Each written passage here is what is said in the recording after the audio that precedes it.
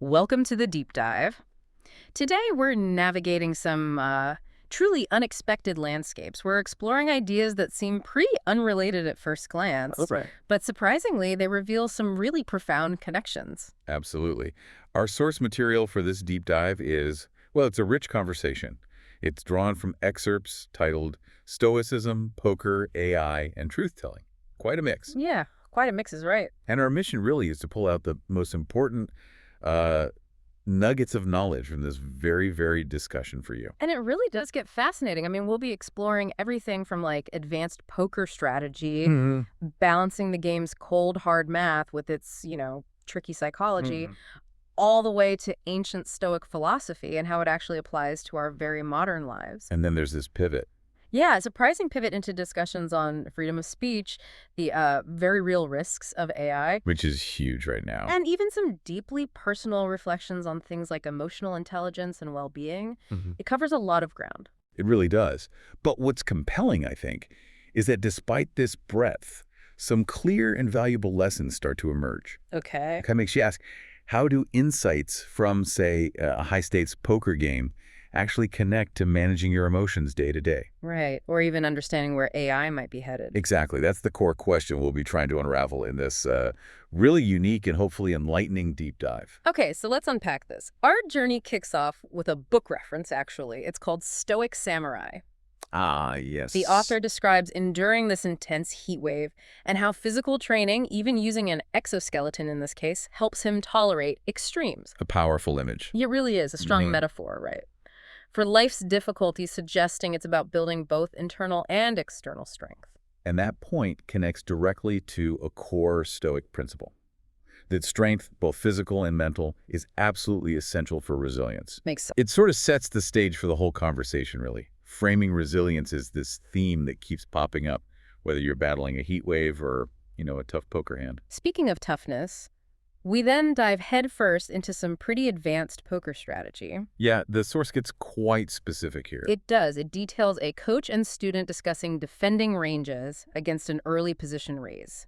Now, if those terms sound a bit technical, Yeah, let's break that down. think of defending ranges as just the types of hands you decide to play when you're up against an opponent who bets aggressively from an early position, one of the first players to act. Right. It's about not being pushed around easily. Exactly. And one really intriguing point was why ace-5 suited. So ace and 5 of the same suit Yeah. can sometimes be strategically better than ace-8 suited. Which seems counterintuitive, maybe. Mhm. Ace-8 looks stronger on the surface. It does. But it's all about the potential to make a straight. Ace-5 suited opens up possibilities, like the A2-3-4-5 straight, the wheel, What? which Ace-8 suited just doesn't give you. This really highlights how poker strategy isn't fixed. It's dynamic. So it changes. Constantly. Optimal decisions adjust dramatically depending on variables like how many chips you have, your stack depth, and also how your opponent plays. It's a continuous recalibration, That adaptability is fascinating. And they talk about balanced three-betting.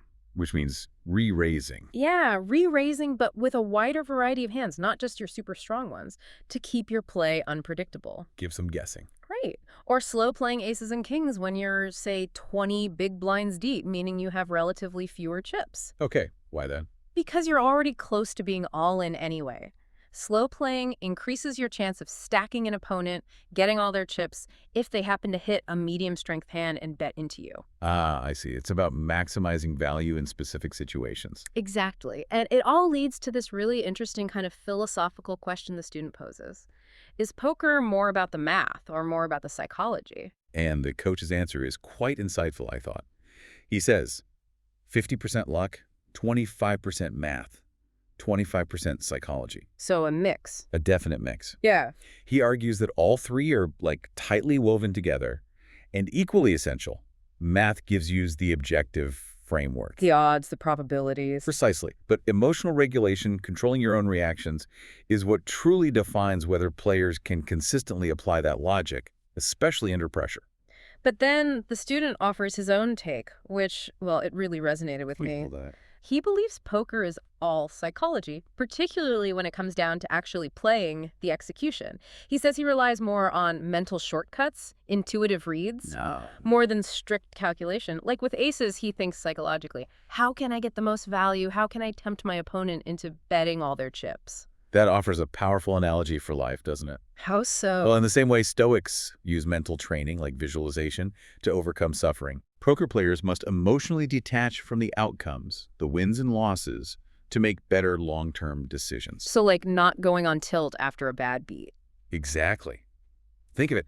Just as a Stoic practices premeditatio malorum, thinking about potential bad things happening to prepare their mind, Right, anticipating adversity. a poker player hones their ability to emotionally detach from a devastating bad beat where luck goes against them horribly. Yeah. Both disciplines are fundamentally about building an inner fortress. Recognizing that external chaos is inevitable, but your internal response, that's within your control. Precisely. That internal response is key. Okay, so having explored how individual perception can be so subjective, whether in poker or life, the source then widens the lens. Right. It moves to society itself. Yeah, diving into the critical and often pretty contentious topic of freedom of speech and the calls for censorship. A very hot topic. Definitely. The speaker recounts facing criticism for his book's content, often from people who, well, hadn't even read it. He expresses clear frustration with this push for censorship. And this touches on a kind of maybe philosophical hypocrisy, where some want to dictate what others can say. Without applying the same standards to themselves. Potentially, yeah. The source reflects on the inherent risks involved in telling truths or perceived truths in society. It mentions figures like Julian Assange and Edward Snowden. Right. Examples where revealing information led to severe personal consequences. It underscores that perception is inherently subjective. Two people can witness the exact same event and interpret it radically differently. It reminds me of that clown experiment metaphor they mentioned. Oh yeah, explain that one. Imagine everyone's watching a performance with a clown.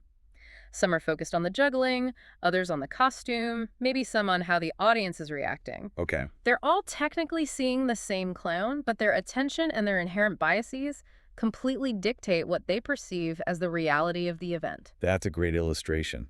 It starkly shows how, even with shared information, our focus can lead to wildly different interpretations.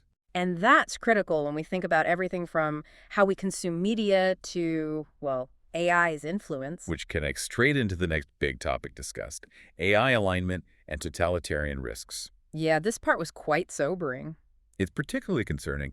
The speaker fears AI could become a powerful tool of indoctrination and state control, How so? especially if its alignment, its goals and values are dictated purely by political or legal authority rather than some objective truth or human flourishing, So controlled by the powerful. potentially. He compares a hypothetical future North Korean AI to existing propaganda machines, just supercharged, envisioning tools that massively enhance the reach of oppressive ideologies. That's a chilling thought. It is.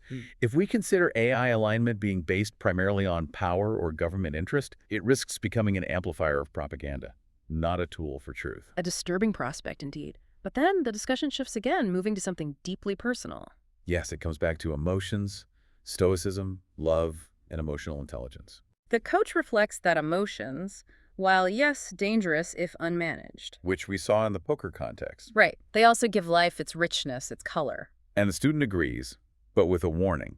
He sees emotions as vulnerabilities too, referencing his Stoic belief that passions, and he includes love here, must be tamed.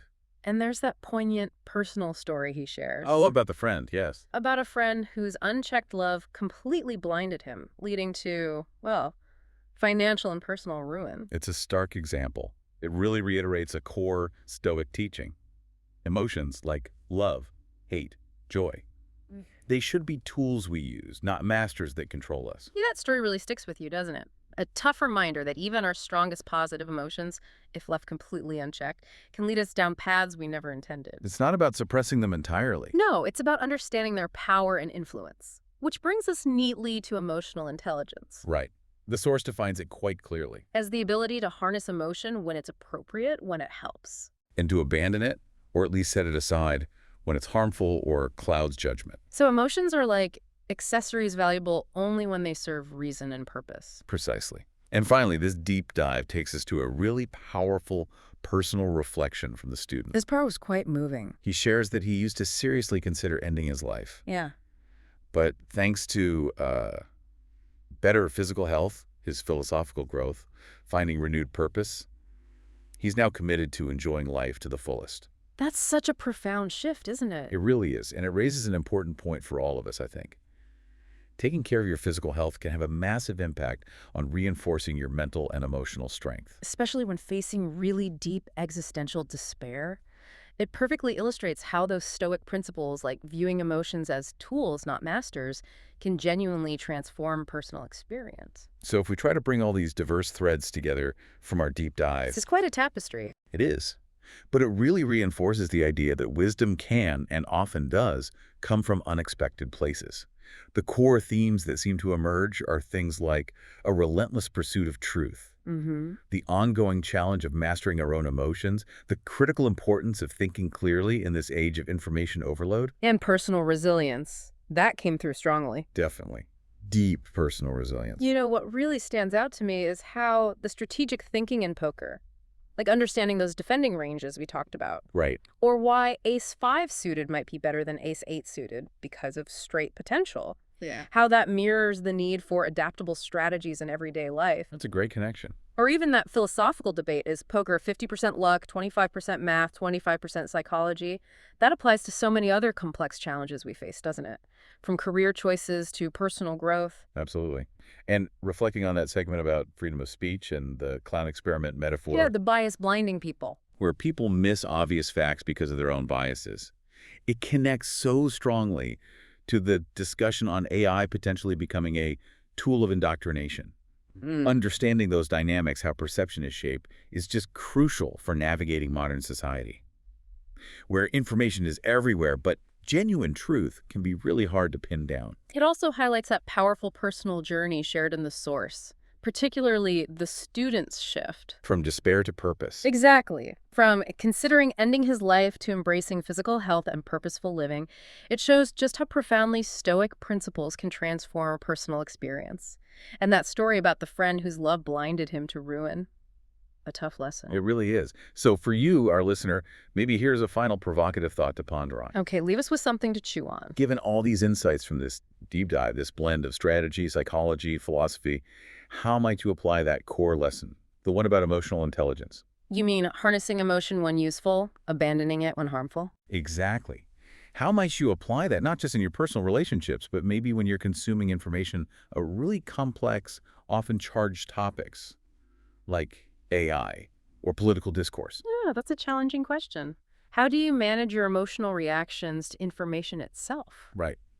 When does your emotional response help you understand, and when does it get in the way? We really encourage you to continue your own deep dive into these fascinating concepts, because understanding how these seemingly disparate fields connect, it can truly enhance your well-informed perspective. It broadens how you see the world. It really does. Thanks so much for joining us on this incredible journey today. Welcome. I have a poker lesson in a couple of minutes. I'm just gonna do a small intro and recommend you my last book, the first one that I could edit.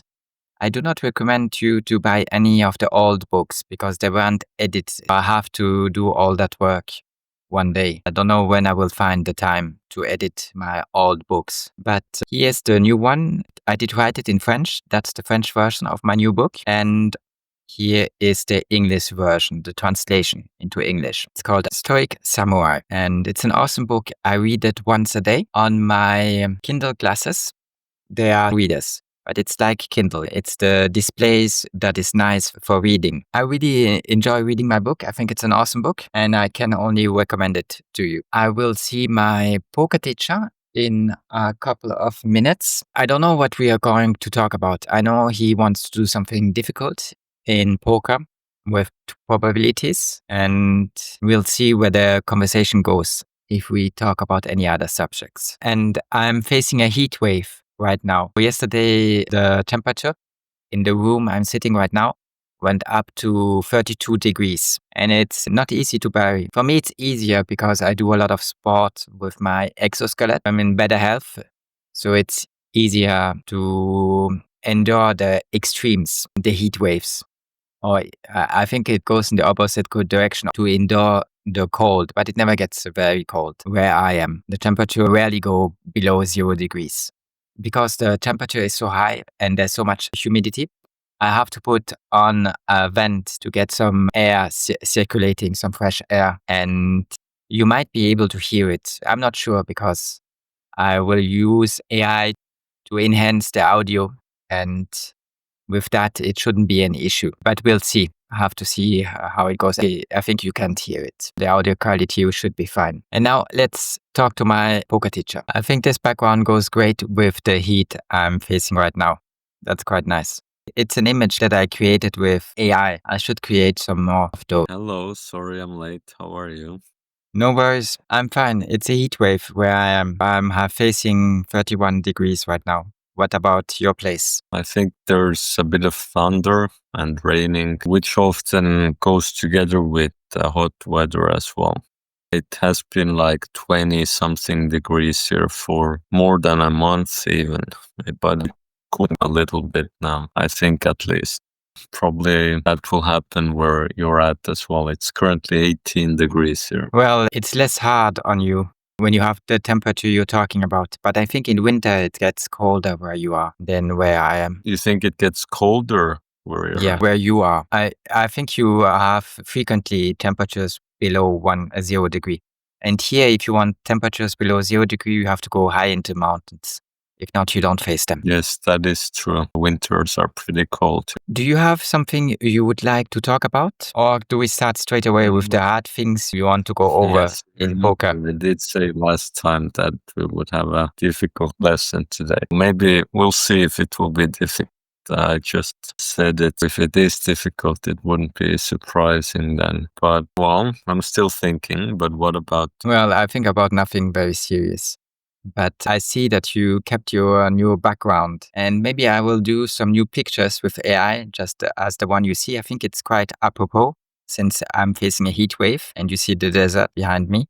If you tell me what you want, and maybe then I'll generate a couple of pictures for you. If you tell me what kind of pictures you would like, and I send them to you. I like pictures with a piano and a room, but maybe you like something else. If you have an idea, you can tell me, and maybe I remember, and I'll generate some for you. Okay, I will remember it, but don't worry about it now. It's just an idea. If you have something in mind, and you could have told me. If not, I don't have any subject to talk about. Either that people are a little funny, because one, they don't read my book, and still they want to exercise some kind of censorship on what I put in my book. They want me to tell what I can talk about what I cannot talk about. I think it's quite hypocritical, especially from people who don't even read my book. How did that happen? Well, it was a talk I had with a friend, and I thought it would be of interest to her, one of the subjects I've put in my book. She took a look at it and she went mad straight away because it is a sensitive subject, and she doesn't want me to talk about it. I find it hypocritical because with censorship, I try my best to not talk about stuff that gets me straight into jail. I think there's no point in me sitting in a cage for a couple of months or a couple of years just because I say something that is obvious and everybody can find out if they do some research. People have done that and they just disappear. One day they're famous and next day nobody sees them again. I don't think there's any point in doing that. I already censor myself as much as I can. And I always try to respect the anonymity of people when I talk about them. I never call them by names. I never give their address or their names or anything else. And if people want to find really out who I'm talking about, they would have to do a lot of research. And I don't think anybody would do. Nobody will hire a private detective to find out if the guy I'm talking about really exists, who he is, and if everything I say is true. The thing with the past is that people have a different impression of it. People don't actually see things the same way. And that's very hard because you can have 5 people in a room and the same thing happens, and they don't talk about it in the same way. They get different impression, and some people see something and others don't see it at all. Even when it's obvious, like there's a clown entering the room and making a funny face and then executing it.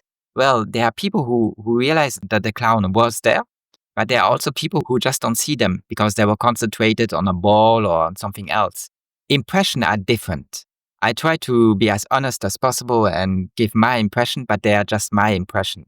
And other people could have lived the same experience and came to totally different conclusions. When somebody tells you something, you cannot give it for 100% certainty, because even if he's honest, which is not always the case, his impression could be just wrong. When 5 people are in a room and a clown comes and makes a funny face and then leaves, everybody on the camera sees the clown. But the people in the room, some of them don't realize that the clown did make something funny and exited the room, but there's something wrong. People have very different impression of reality because they're in their small world and they act according to their beliefs. And if they are not paying real attention, well, then they mess up reality. But you always take a risk when you publicize something and when people can get your name and your address, and then you end up in front of a judge and you have to plead. You always have to be careful. But I think I try my best. And until now, it didn't go too bad. What do you think about the subject? Well, one, maybe your friend will change their mind. Sometimes people have a strong first reaction. Maybe if some time goes by, they're not strongly opposing it. But the second thing, you seem a bit worried about this. Makes me wonder if you feel like you could already be in any sort of trouble for that. I don't think I'm in any trouble. And I don't think I will ever face any trouble. And if I face any trouble, I actually think that would be good publicity, because then I can say I did get censored and people try to silence me, and then I could play the victim.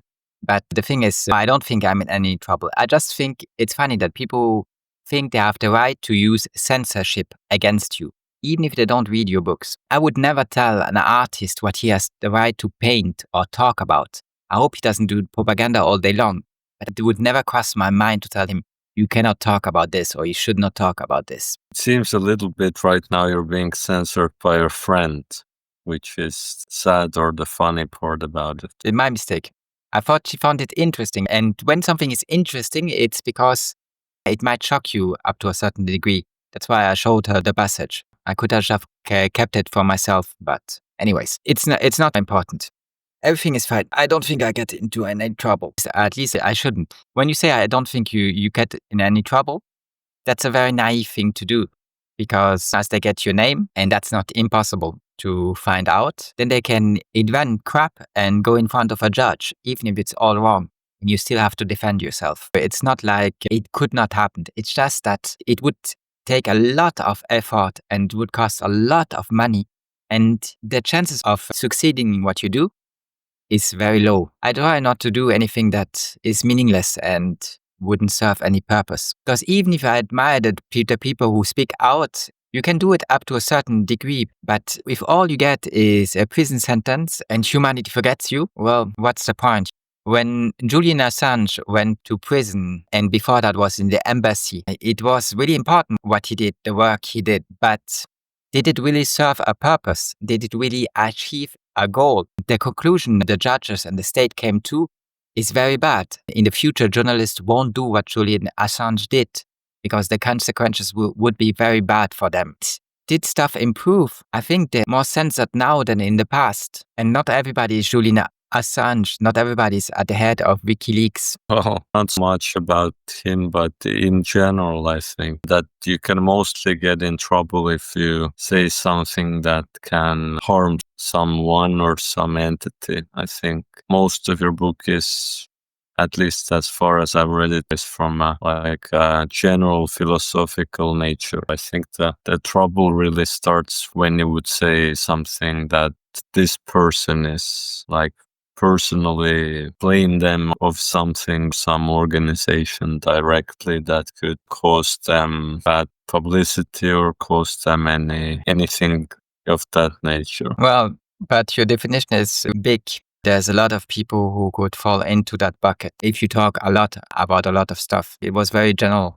your definition. We don't have to go into too much No, detail about that. I think if you say something like bankers are bad people, I don't think anyone will feel personally attacked by it, even if they are a banker. If you name like 10 bankers and then say that these people are responsible for this and this, that's very bad. I think that's where those 10 people could get angry and then could start a process or something of that nature. I think for WikiLeaks, they published documents from the US government that the US government had classified as classified.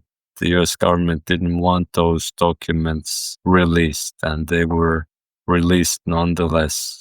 Then you get an enemy from US government, which is not the easiest enemy to have, I guess. But you must realize that Julian Assange with WikiLeaks did publish more meaningful stuff, more breaking news, more important subjects in a couple of years than the entire journalist did up to that point during a century. He did more work in a very brief period of time than everybody that came before. If you don't do that, then you're just a mouthpiece for the government. You only put out propaganda. You should say controversial stuff, especially if you can prove it. If you cannot do that, what's the point of journalism? Real journalism. But I think real journalism, it was only Julian Assange and Snowden. I don't think that any of the others do any real work. They just get from a small text, small paragraph, we call it dépêche. It's just Reuters who puts out, who says at 12 a.m. in that country, this happened. And they all take it over and they all push the narrative. But the narrative has been created. And that's called propaganda. If you only do that, and that's what every TV station, every journal, and everybody does. If you only do that, it's totally meaningless. It's just propaganda, just indoctrination. I guess so. But then it's assumed basically that there might be, like, wherever there's an action, there's an opposite and equal reaction. Then it's just part doing real journalism that you get in real trouble and you get poisoned or you get thrown out of window of a building or things like that. That's how world is and how people operate. I am not sure that I get the point. You think that when people say the truth, release information, that a reaction will happen and somebody will throw them out of a window or something bad will happen to them. Is that what you're saying, or is that what you're telling me? Yes, essentially. So if you're in North Korea and you say something very disrespectful and bad to the supreme leader there, then you shouldn't be shocked that you will be met with harsh punishment. So it's something like that is what I'm saying. It shouldn't surprise you if you see a policeman and then you break a law in front of them. There will be something, or even if you're just, I don't know, it's something that, or if you do something that the US government won't like, there's gonna something's going to happen. That's all I'm saying. I don't think it should be like, I think some people do it regardless because they think they're doing the right thing and they have like a bigger purpose. I think they want to be, they're trying to be meaningful and then they do something great to serve the public and they're, I think the word is martyrdom. I think these people more or less should be aware of that they're doing that and when they prepare themselves for the consequences, I guess. But morality and law is a very subjective matter. And it is good that you talk about North Korea because there something interesting happened with law right now. You are aware that in North Korea, you get executed for nearly anything. Watching a DVD, having the Bible, any religious symbol. But Kim Jong-un has extended that right now. He has included if you are a Zionist or if you promote Zionism. What Zionism is, I think, don't you? Isn't it like support of Israel, basically? Basically, it's that. And here you see that that's his opinion. Now we can talk about why he did it. To me, it's obvious why he does it. But if you look at other states, it's the opposite. If you do anything against Zionism, you get sanctions. There are laws that will sanction you. In one country, you get sanctions because you endorse Zionism. And in the other country, you would get sanctions if you reject Zionism. It's a huge mess. And the thing is, it shouldn't be one way or another. Everybody should have the right to endorse or reject whatever he wants. If you don't like carrots and you don't want to eat carrots, that's your choice. I don't like to eat anything chemical. Anything where there's chemical stuff in it, McDonald's, Coca-Cola, or anything else. It messes up my stomach and I feel really bad when I put into myself any chemicals, anything that is not natural. That's my choice. You should be able to choose in life what you want to adhere to or reject. And there should not be any law telling you what you can or cannot do. What do you think about that? As long as you respect the non-aggression principle, never initiate violence, only defend. As long as you can do that, there should be no law telling you what you can or cannot do. And you tell me, but people will talk bad about me or say stuff they shouldn't do. Well, that's life. You have to go up. Not everybody will be kind and nice. The moment you have to accept that immature people, vulgar people, and even violent people. But if they are violent people and you have the right to self-defense, I'm sure you can easily deal with them. Everybody can. Even a wife, even a kid can easily deal with them. As long as they have the right to self-defense, I think they can. Or their family will do it for them. Does that make any sense? That's a good subject. Please tell me what you think about that. I think it's more or less like this already. Although you are right that the law does not allow us to do some things we would like to do or would like to believe in, or there's some restrictions on our freedom of speech and thought and action. For one, that's the first thing I think is just to recognize what the current reality is, and it's a bit different than what you would like it to be. But we have to live in the way it is currently. I think that's something that's important. And then philosophically speaking, I think it's important to think how if you would allow something in law that's currently not allowed, then it would be allowed for everyone. And would you like that if everyone had these rights you would want for yourself? Would you be fine with everyone having every freedom to tell everything about you what they don't like in any which way, saying it's their freedom of speech or expression, or to create a website about you where they put all your personal details on it? Because if you think it's fine to do that about other people or a government, then I think it's important to ask yourself if you would be fine if that was done about you or for you. I think that's like an interesting thought to think about in that way. With aggression as well, you probably wouldn't like if people are able to attack you, and then might be okay if you're unable to or won't be attacking other people. I don't know. I guess it gets specific depending on the topic. I guess it comes down to what do the people actually like. I'm not sure what else to comment on this, but it's what it is right now, I think, is important. It's somehow, I think, any ideal we have. I have a finance example of it. The ideal could be to have 100 million or something. Just having that ideal might not have too much impact on the day-to-day activities. If you have to have a medium-term financial goal and then a short-term financial goal, basically like what's your monthly or weekly goals and what some activities you can do right now. I think with those big things like changing the society, I'm thinking what's the immediate one law we could change that would make things better? What's the immediate one step we could do to change the current system? And often I feel like what the answer would be from a revolutionary mind would be, well, we will destroy the whole system and we'll start a new system all from scratch because the current system is not savable. But I don't think most people would like that, as that's very chaotic and brings a lot of uncertainty with it. I think more people would like some of the change if it was done in a more gradual manner. You're more of a revolution than I actually thought, since you said the system cannot be saved.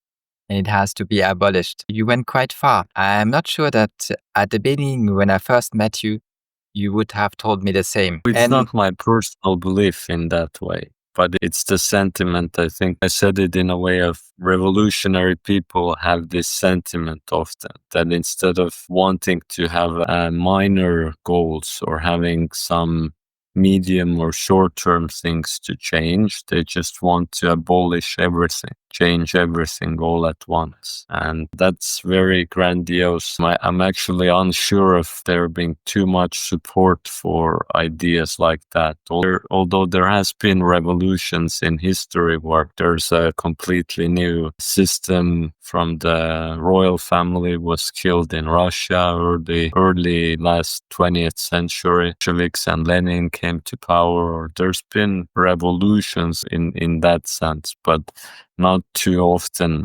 I think you misheard me maybe. I wasn't saying that my recommendation that like this. Okay, I understand. You are criticizing the goals that are too far off, and you think we should make small progress where possible, but we cannot totally change the system from one day to the next. That was your idea. Now, what you say about revolutions, I think that most of them, it's the impression I get, didn't actually happen like the Tsar you talk about in Russia, where he just gets executed. They executed him and his entire family, if I remember correctly. His wife, his kids, everybody did get executed. Relatives, everybody, yeah. But I don't think that that is the most common way of doing a revolution. It might happen. And even then, I'm not an expert with what happened there and why it happened. I have a couple of ideas, but I have to fact check them before I really talk about what happened. But I think that most revolution actually happen because the system you are in just becomes obsolete. Things have changed. And then even if you don't want to adapt, there's a moment where you cannot push it off. The only exception until now is North Korea, actually, that I know of.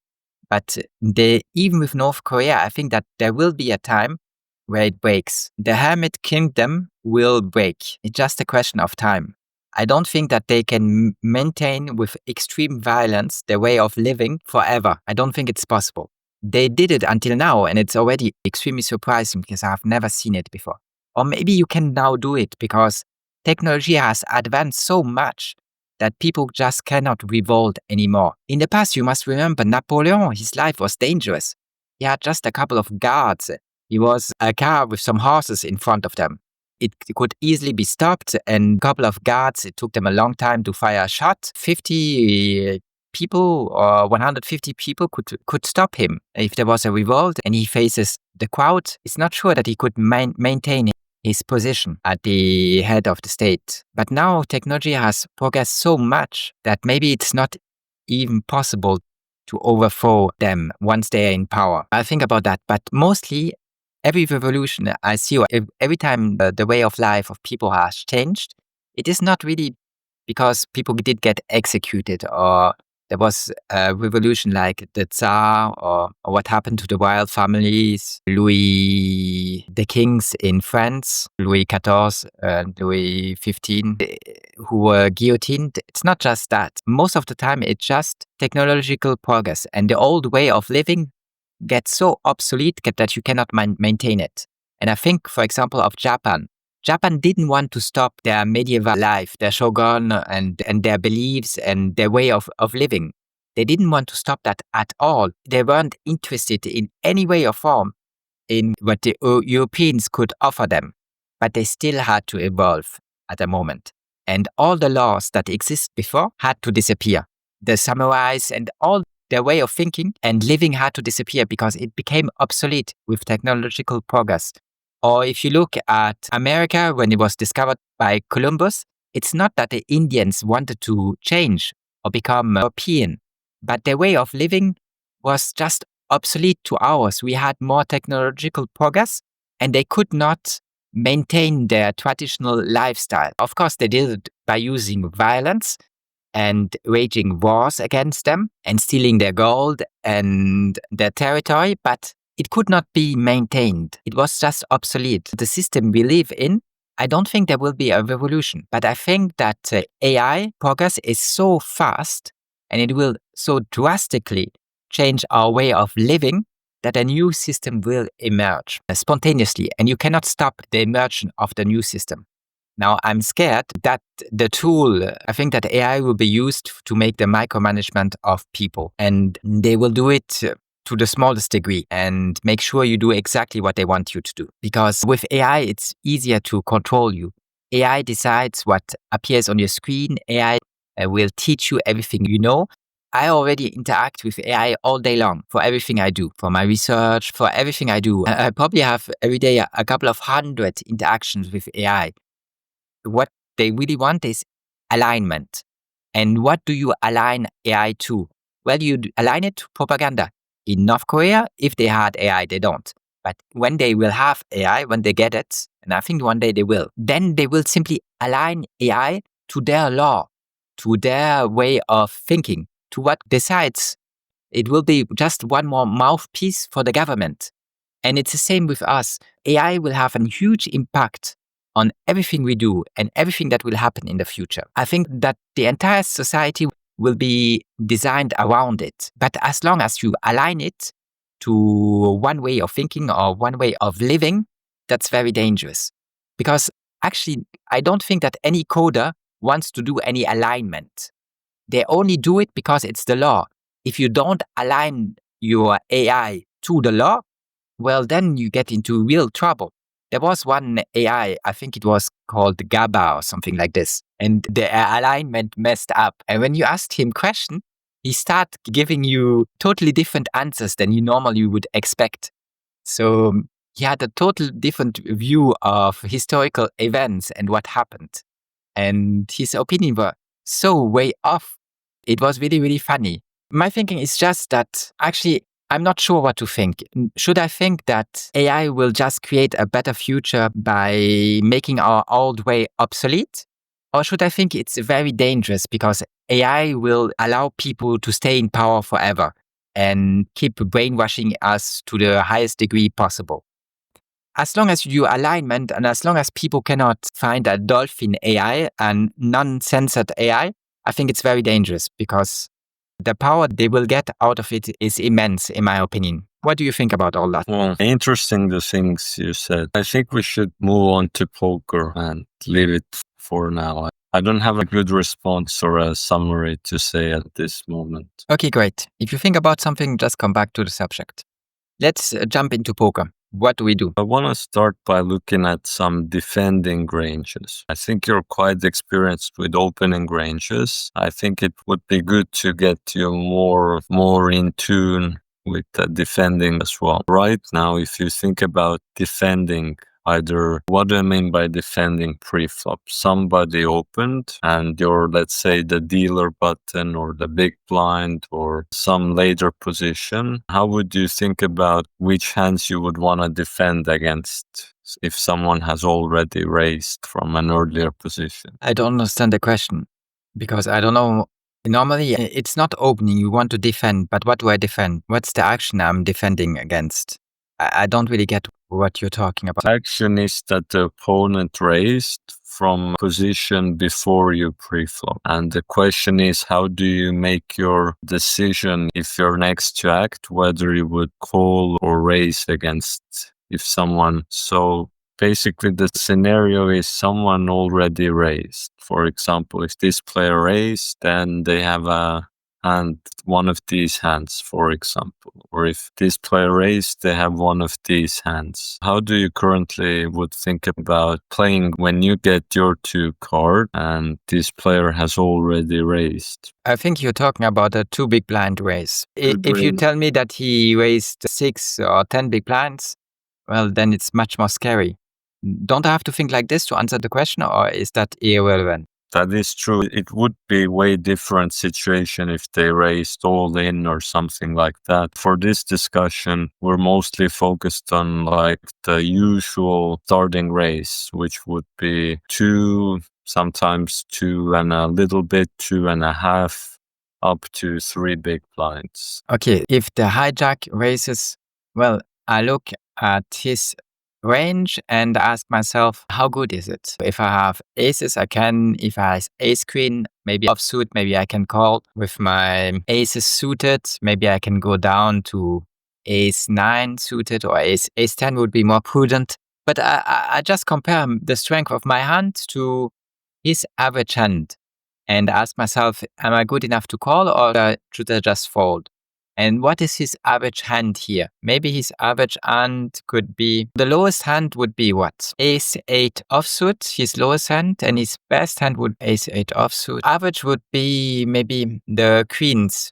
So ace queen offsuit to ace 10 suited. But I just ask myself, am I better than ace queen offsuit or ace 10 suited, or am I worse than that? And if I'm worse than that, well, maybe I should fold. And if I'm better, then I could call. What do you think about that reasoning? Well, I think it's a pretty good reasoning. I have taught you that reasoning, I believe. I think it's a pretty good approach, but now I want to show you some exceptions so that you get more awareness of how defending works. For that, I think what will make sense is I put two ranges side by side here. It's screen sharing something else one moment. Looking at this, that on the left, you have the hijack opening range, which you just looked at. And on the right is a range recommended for playing when you're on the dealer button against the hijack. And as you see here, the weakest hands they would open, like ace 8 off, would be folded from the dealer button. The same with king 10 off, queen 10 off, jack 10 off. Also this king 7 suited. So in that sense, if the hand below average hand compared to the other player, it would be folded, and the logic holds up quite true. But you see, there's a lot of re-raising recommended. Actually, in theory, it's even more recommended to re-raise than to call. And some of these hands are quite speculative, like if you have pocket fives, if you have something like queen 10, 5, how would you make a sense of the benefits or disadvantages of being so, well, I think there's multiple things that might be I'm not sure if you're button and hijack opens, would you call ace 7 suited? Would you call 8-7 suited? Would you call as wide as this versus the raise? And secondly, what do you make of such big re-raise? I would be more tight. Right now I am. I'm more tight, and I'm also less aggressive. I wouldn't do a re-raise at 3-bet with something like ace jack offsuit. I would maybe do it with ace king offsuit, but not with the rest. I get the idea. The thing is, if I only do my 3-bet with ace king offsuit, or very good hands with like pocket jacks, pocket queens, pocket aces, then my opponent knows a lot about my way of playing. Then I'm transparent to him. If I add to that hands like pocket fives, then it gets harder for him to put me on a hand. But the thing is, to me, it's just people are stubborn, because I still don't play most of the time with very good players, since I'm still playing at level 1. And in that case, a 3-bet to me makes not much sense, because I'm scared that they will just insist and don't fold. And I don't actually want to see a flop against him if I only have pocket fives. And then I'm already close to being committed. I already put a lot on the table. It will be harder to fold. But pocket fives can easily be beaten by a lot of his hands. I'm not sure, if you don't have a smart guy in front of you and the guy wants to be stubborn and just cannot find the fold button, is it good to be aggressive and do that many re-raises? To re-raise with ace 5 suited. Now, he doesn't want me to raise with ace 8 suited, but ace 5, yes, I should. That is hard to understand. Help me and tell me what you think of my answer. A lot of details in that. The ace 5 suited, the benefit of that is it's can make those low straights if the 4-3-2 comes. The ace 8 has less ability to make a straight. The 5 is weaker than an 8, but both are weak cards in general. That's the one detail about that. But You're right, it doesn't make a huge difference if ace-5, ace-8. If you look at the hands that are re-raising here, most of these hands are actually stronger than the average hand here. Would you agree with that or not? Because there's a lot of hands here, right? There's hands like queen-6 suited, hands like 9-7, 7-6, king-8, queen-10. So if you have something like king-jack suited, ace-jack, or even a hand like jack-10 suited, you would feel quite strongly about being up against most of these hands. Not all of them. Certainly if they have the best hands, you would be in trouble. But most of these hands, your king-jack is doing very well against. Does that make some sense? Yes. If you have to pick one hand and say that is his average hand of the hijack, what would you pick? Good question. I would go with something like I want to say king-8 suited. I was to say king-9, I want to say king-8 suited. That tells you think his average hand is really good. I would go lower. I would say his average hand is maybe queen-jack suited. I would go lower than you. It wouldn't be too bad of an answer. I'm not super happy with this answer. If I took more time, I would have a better answer. The thing is that there's 3 times more of these off-suited hands than the suited hands. And most of these off-suited hands are with an ace or a king, and then every pocket pair is quite strong. Actually, if you take queen-jack, there's only these few hands that are weaker than this. Even king-8 suited might be on the lower side. I guess it depends how you compare it to something like king-10 offsuit.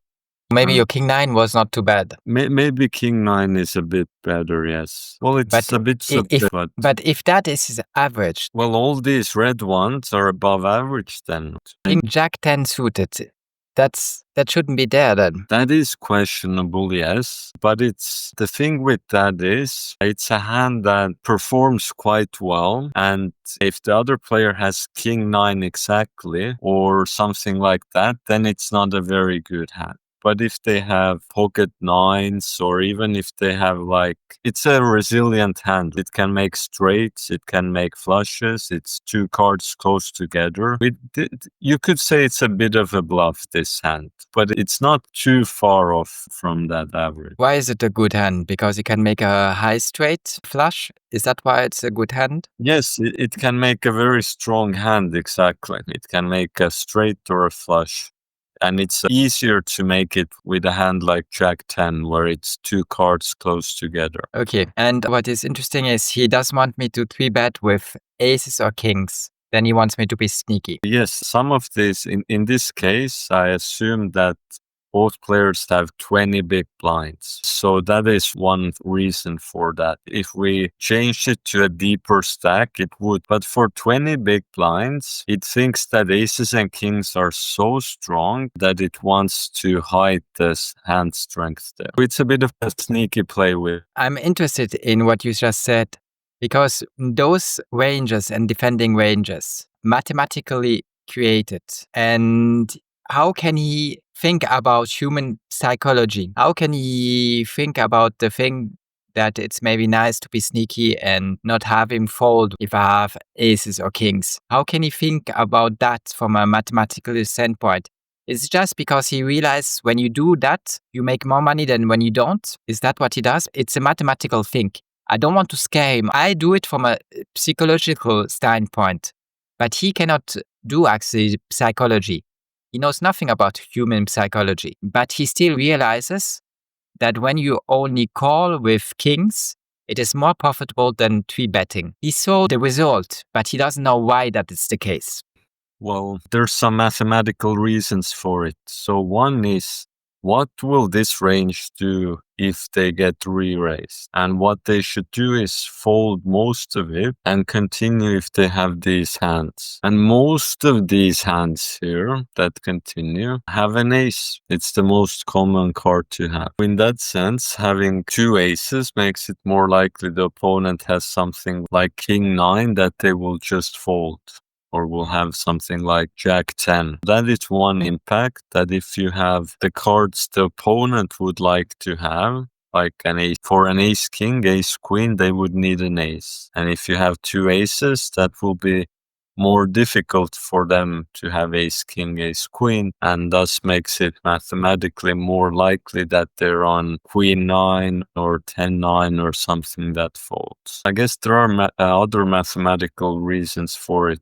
For 20 big blinds, if they raise and you call, the pot will be around 7, and there's only around 17 more to play for. It just takes a few bets to go all in. And if you have aces or kings, you're not really worried if a queen, jack, 10, 9, 8 comes on the board. And that could actually help you in winning all the chips. Like if they have jack 9, you go all in, they fold. But if you call these hands, now they hit a jack, they hit a 9, and now they will have top pair and won't want to fold them. It has to do a lot here that this example is for 20 big blinds. If we look at the same scenario, 100 big blinds, these hands would be re-raising, and some of the weaker hands like jack 10 suited wouldn't be re-raising.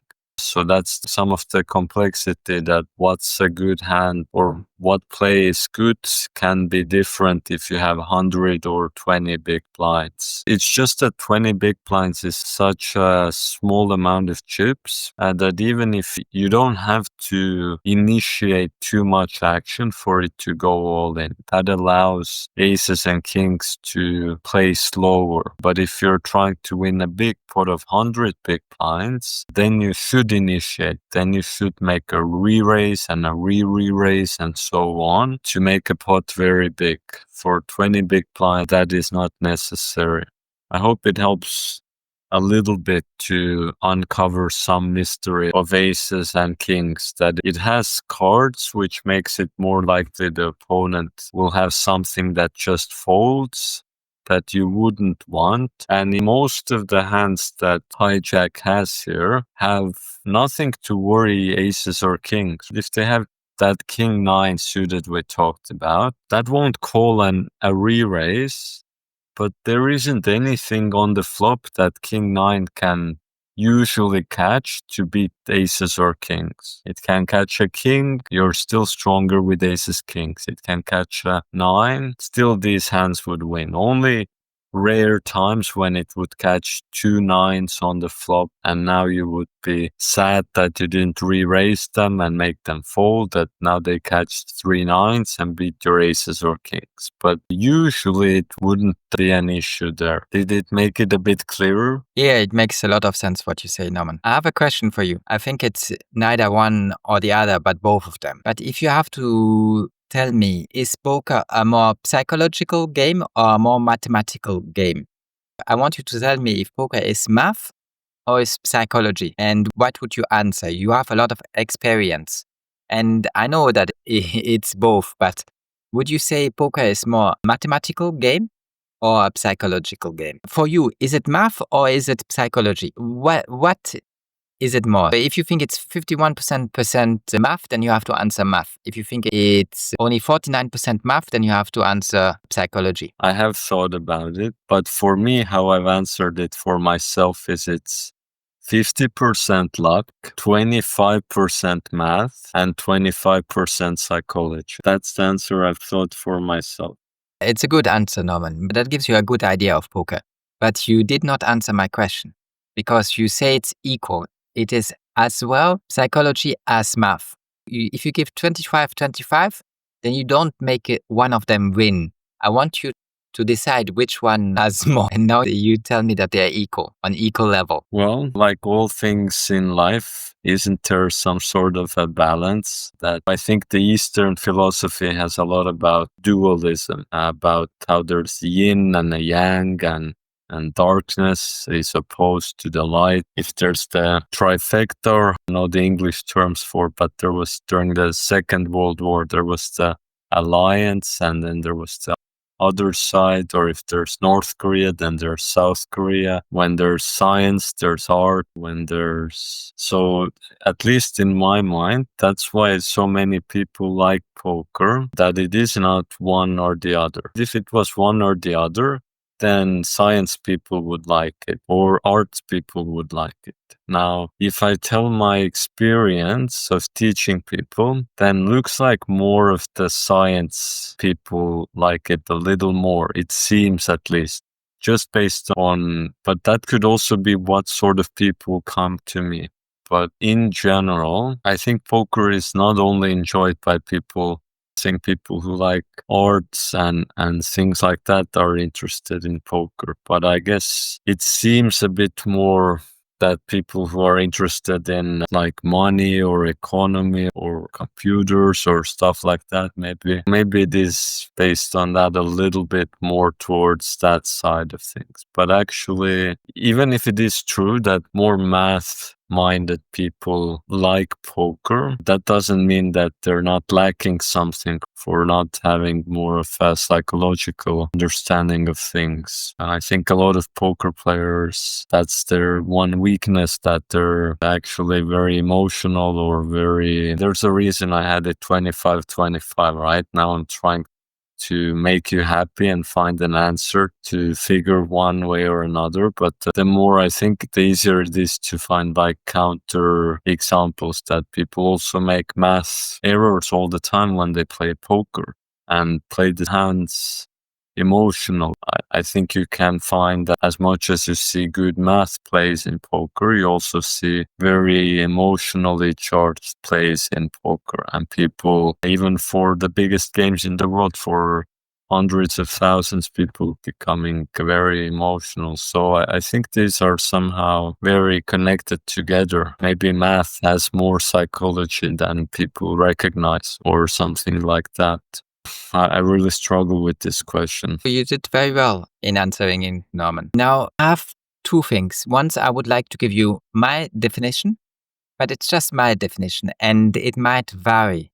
So in 5 or 10 years, I might give you a different definition of poker. And I have one question for you. The question is, do you think I'm more somebody who likes art, an artist, or do you think I'm more somebody who likes science, math? What would you say, from a long period, but in what bucket would you put me? Well, there you go. Also, philosophy is one of those interesting subjects, just like poker, where there's been very scientific philosophers, and then there's been very humanities-sided philosophy as well. Also, with you have interest in stuff like movies, I know, for example, but you also have a lot of interest in technology, all these like science-based things as well. Well, I would say based on reviewing your poker hands, I think in poker realm of things, you are more science-minded,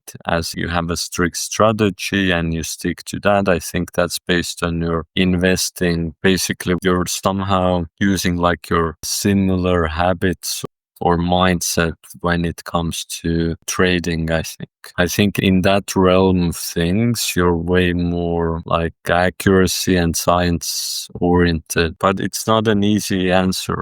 With some people, I could say it's more clearly one way or another. But I do think there's certainly a bit of both in you, and that you're not only interested in science and think that all the books and art is worthless trash and just waste of time. And you're not one of those people who think that there's only value in beauty and art and all the science is just some meaningless crap. I think there's a good mixture of both now, which there's more of, at least to me, it seems like more of the scientific mindedness, but I could be wrong. I think you did give a very good answer. If you said I'm more an artist, that's not a bad answer, and I would not be mad with you. And if you say I'm more a scientist, well, I'm not mad with you also. There's no good or bad answer, but I think you did give a very profound answer to the question, a very good one. So thank you for that. And now I give you my explanation of poker. So I think that poker is math, but however, I think that to me it's not math. I think to me it is mainly psychology, because the math, yeah, I use it, but the math that I use is quite basic. It is more the reasoning behind, and every reasoning and every explanation I actually use that helps me, because the reasoning and the explanation is much faster for me than to do the math. I never have time to do the math. but I have time to do the psychological reasoning, and that gets faster with time. To me, it is psychology. Poker is psychology right now. I use those tools and I follow them a lot, but it is still every explanation. When you tell me, for example, here that ace and kings, I should only call, but with 100 big blind, I should 3-bet. To me, I don't use the mathematical explanation for that you can give. I just use the psychological explanation. And with psychology, I know that actually with aces and kings, I would like to have an all-in because my probability of winning with aces and kings is really high. Sometimes it goes wrong, but it's really high. I desire an all-in. Now, how do I, as fast as possible, get an all-in? Well, if I have 100 big blinds and I don't start betting straight away, then I will never come close to the all-in. You see, I use psychological tricks for me to explain the mathematical thing, but it's not the mathematical answer that is in my brain. It's just a psychology. So I have to start betting very soon because I want an all-in. So that's why I should make a 3-bet. Not so big that the guy folds. And if I have only 20 big blinds, then I'm already very close to an all-in.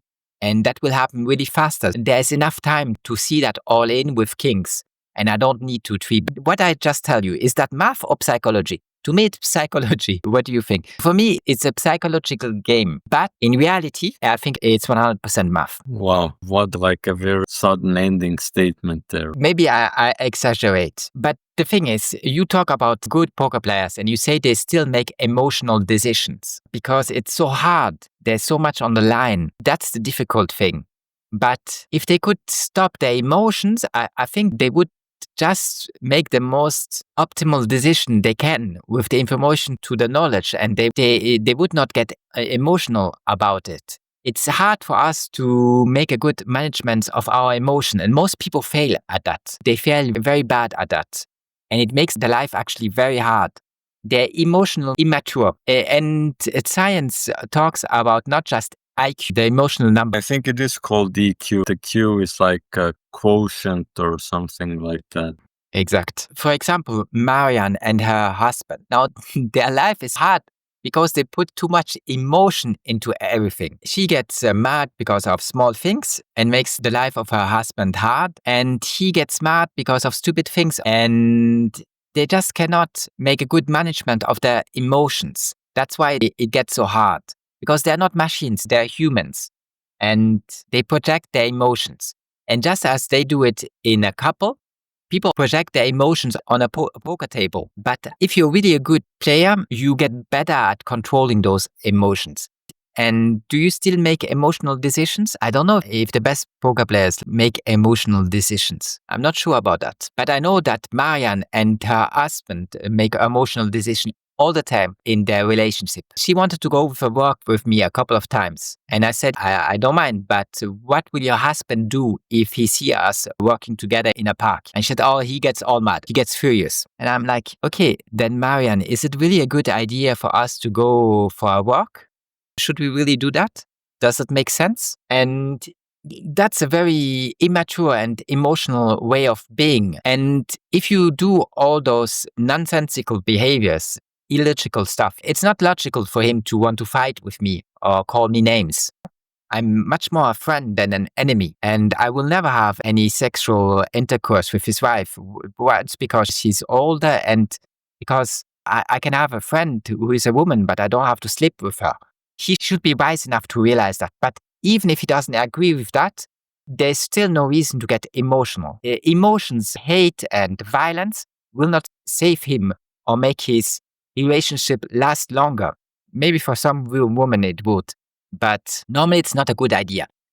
The thing is, emotions are very hard to manage, and Stoicism is one way of learning to live better with your emotions and get more of the emotions you're interested in and reject the ones you think negative for you that won't help and will make you unhappy and sad. Any comments on what I just said? I was quite long. I think I had 2 comments if I now remember them. One is maybe if you put more emotion into the things you do or your interactions, maybe you get more enjoyment out of it. Maybe there's something in that if we're always And I think I'm this way also, trying to be very calm and collected and neutral and things like that. But maybe I miss some enjoyment in life through that, trying to be that way. Maybe emotions, if you express them more, actually can have benefits as well. There will be downsides. Yes, you will show anger and these things, but you might also feel more intensely some positive emotions. That's one thought I had. And the other was that in poker, I think it's two ways the psychology works. One is to be aware of your own psychological makeup, and I think no one's completely perfect in that people are still sometimes can make a bad decision or get angry or feel disappointed or sad or all these emotions, that something, maybe you had a fight with your friend or something like family member, you're feeling sad about it, that might start to influence how you play on the poker table. Even if someone is very math minded, it can have impact. I think one side is being aware of how you're feeling on the table. Are you feeling annoyed that a bad player won a pot? Are you feeling that you want to be aggressive and really attack, or are you feeling scared, or whatever that emotion? I think part of good play is being aware of that. And then another part of good poker play with emotional side is being aware of what the other players might be feeling on the table. And that's very difficult to know, but I think through understanding your own emotions and having some empathy, there might be times where you notice where someone gets angry and now starts playing rationally. I'm sure you've noticed something like that as well on the table, where someone loses a pot or something and then they do something very irrational afterwards because they're still being angry about the pot that they lost, that influences them. These two things, just to summarize, that maybe there's some benefits to be very expressive emotionally. Maybe it helps to have more enjoyment as well with regards to life, and then possibly helps better to connect with people. To add on top of that, maybe it makes it easier to build connections between people.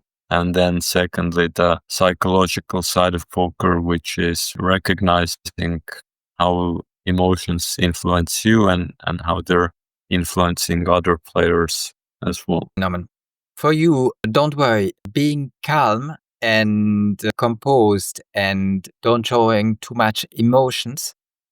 It's true that you don't show frequently emotions. So sometimes they appear, but it is actually better when they don't appear. It makes you human to show emotions. It makes you human. You realize that's not a machine and that you care. But don't worry of being more composed and calm and maybe not showing so much emotions. I think it serves you quite well. And that's why it's so interesting to talk to you, because you have your emotion under control to a certain extent. And I think that poker did teach you that. So that's something huge for you that will serve you a lot during your life. Now, when we talk about emotions, we often talk about passions. And as a Stoic man, I agree with my school, and I think that they are bad. And that's why actually we don't even recommend love, because it is still a passion and it will harm you. Now, you must understand that we are talking about an average man. It will harm an average man. If you are wise, then you can love somebody and you will not put yourself in a dangerous position, because you are able to say, if you realize that it is not productive, that it doesn't serve any purpose, or that it harms you or anything else, you can just put an end to it. You can decide you shouldn't love that person anymore, and it will stop. The feeling will extinguish itself. And most people cannot do that, because once they love, the feeling is too strong. And even if it's harmful for them or other people, they cannot come back to reason. But with emotions, you should cultivate the good ones in you. You shouldn't be inhumane, but that to a certain extent without it being overwhelming to you. So I don't say you should feel no emotions. I think it gives you energies to have some emotions up to a certain extent. And it is something that it's an accessory that makes their goal easier to reach. The goal of a family is to have kids and so on. And if you feel love, that's much easier than if you feel nothing for the person. The emotion is not counterproductive, but you should admit them only if reason tells you that it's good to have them and that you should have them right now. If not, you should not. When you want to reject something, well, then to feel a little hate or feel a little disgust is not bad. If you really want to reject something because you think it's harmful, then to see that emotion grow inside of you is not a bad thing. And even hate, I never would recommend hate. But if you can manage it and you only take a small dose of it, when your reason helps you to follow the path you want to follow, then you should do it. But it's something on top. It is a tool actually that you use. But that is only possible if you have achieved a high degree of wisdom and are capable of a very high emotional quotient, if you have a very high EQ. Those emotions should not overwhelm you. If they overwhelm you, then they get dangerous for you. I think quite interesting. I would say personally, it's still quite difficult to deal with different emotions. And I don't think it's like one thing, emotional mastery. As in, I think it can be some emotions easier to deal with than other emotions for certain people, right? So I think it can be like dealing with anger, maybe not very complicated for me, but dealing with something else, maybe, I don't know, sadness might be more difficult. I think it's quite a challenge. In French, we call it le talon d'Achille. And in English, it's the Achilles heel. Oh, yes, I know of that. Yes, I was actually thinking of this while you were explaining it. That's what emotions are to us. They make us vulnerable. But if you take them totally out of life, then you take a lot of flavor out of life and a lot of enjoyment. You have to be able to manage them correctly. And that's what EQ, in my opinion, is. And the wise man has reached the highest level of EQ. That's why for him, it's not dangerous anymore to fall in love. But for everybody else, it's a very dangerous thing. And you don't believe that. Look, I had a friend. He was called Nabil. He was Tunisian. And he did marry a Tunisian woman. That's what they do, especially work in Europe. Then they go back to the country. And since they are European and the girl wants to get out of Tunisia and get into Europe because it's good for her financially to migrate to Europe, as soon as she can marry somebody who comes from Europe, she will. It's very easy for them to get a girl once they go back to their country. And he did that. Until she arrived in Europe, everything looked fine. But he was really in love and he thought that it would last forever. And I told him at that time already, I was less philosopher than I am now, that he should be skeptical about his relationship and the future with his wife. And for example, wanted to buy an apartment in Tunisia. Now that would have been a huge amount of money for him. And he would have had to pay it off his entire life with his salary. And his wife said straight away, the first question she asked is, great, you buy an apartment, I like that. On whose name will you put it? On my name or on your name? And he thought that the real answer is, I put it on your name. And that's what he told her. And I told him, be careful. Be careful with what you do. Be very careful. And he said, I don't have to be careful. I love her. She loves me. Everything is fine. And everything will be rosy until the end of time. Then she came to Europe and she had her second child with him. And he lost his job. And she straight asked for a divorce. And when he wants to see his child, she says, well, he gets angry because they're not together anymore. So she calls the police. He cannot even see his kids anymore. He wanted to put all his wealth on her name. That's what he wanted to do. Love blinds you and you stop thinking rational. That's one explanation, but it's not the only one. But if George gets mad and starts fighting with me and kills me in a fight, he would have done something horrible, something totally irrational, but he would have done it out of love because love blinds him too. It's a dangerous thing for us. I know that you are above that. You're much smarter than the people I talk about. But still, in Estonian, we say ahilleus. It's a bit different. I like it how you say it. I think it's nice. Did you teach me everything you want? I think we are over. since the screen sharing has stopped? Well, certainly not. As usual, we ventured a little bit. Well, we started talking about poker being emotional. It started from the aces and kings question, and then me giving like a psychological explanation for it, and then why the math also likes that in that situation. And then we started having the discussion from that of if poker is more psychology or math. I think we can continue with that next time, basically. That's what I wanted to recommend. It's interesting. I would like to keep on doing that next time if you have more things to talk about on that subject. Yeah, I do. Great. Awesome, Norman. Then I see you next week. Take care. I hope you go for a run. I hope the weather is still nice at your place. And I hope you enjoy your time. And I wish you great success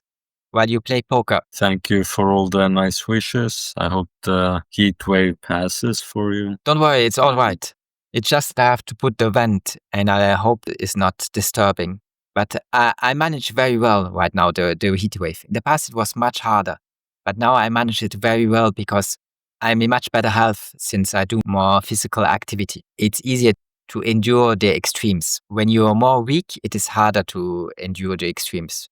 What do you think caused that for you to want to put more effort into that? Is it that it's just summer and that it's more convenient, that it's... In winter, it won't be nice because it's raining a lot. And then going for a run will not be possible because the exoskeleton is electronics and it shouldn't be immersed in water. But I will still go for a walk in resistance mode with an umbrella. I will keep doing it the most I can. But the nice weather makes it easier to go for a run, that's for sure. But even when it gets colder, I'll try my best to do it as much as possible. Now, why I've got more motivated to do more sports is because I enjoy life more than in the past. My life in the past was hard. And I came close a couple of times to have to think about putting an end to my life. And now things look a little better right now.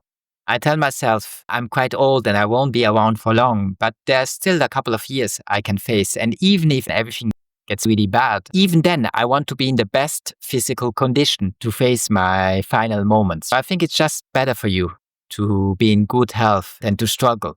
And if I don't do any sports, then you see me like what I'm doing right now. Then I'm sitting in that chair looking at my 10 screens. And it's not good to do that all day long and don't move your body. I've enjoyed life enough right now that I want to, it's something stupid to say, that I want to get the most out of it. But that's the easiest way for me to tell it. That's quite good news. I'm happy to hear you. Thank you. But it sounds like a cliche. I don't like telling cliches, but that's the easiest way to put it. Thanks a lot, Norman. I really enjoyed our discussion and it was interesting talking about poker and psychology with you. Thanks a lot for all that. See you next week. Take care, Norman. See you. Bye-bye.